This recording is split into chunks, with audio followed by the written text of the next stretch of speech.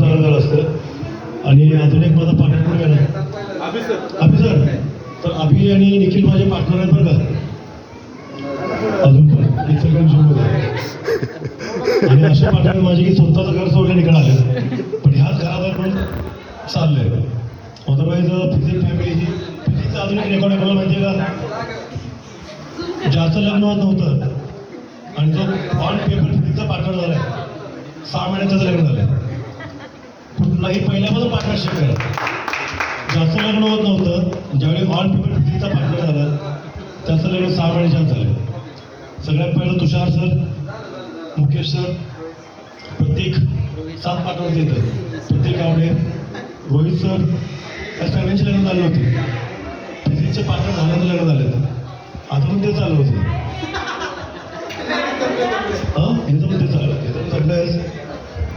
आणि सगळे जेवढे आहेत ना त्याच्या सगळ्यांची लग्न फक्त फिजिकमुळे झाले आणि ते नाही म्हणू शकत नाही. कारण फिजिकमध्ये त्याच्या मागे मीच होतो.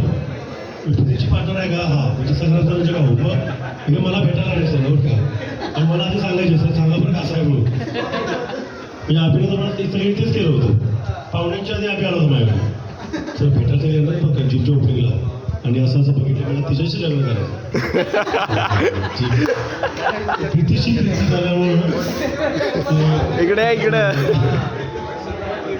त्यामुळं आमच्यासमोर आहे तिथे. सो प्रत्येकाचं हे सेम झालं. एकच माणूस राहिला आमचे दिनेश सर पण त्यांची मीटिंग सगळी करतात की निलेश शिर्के जे आमचे पहिले पार्टनर आहेत. एकच माणूस राहिला अजून लग्नाचा तो ते कधी आणि किती मोठं लग्न करतो काय माहिती.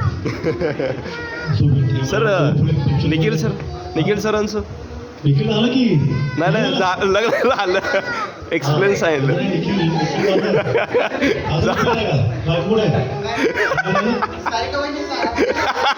सुधांत काय नाही बोलू सुधांत लग्न करून आला इकडं त्यामुळे टेन्शन नाही काही.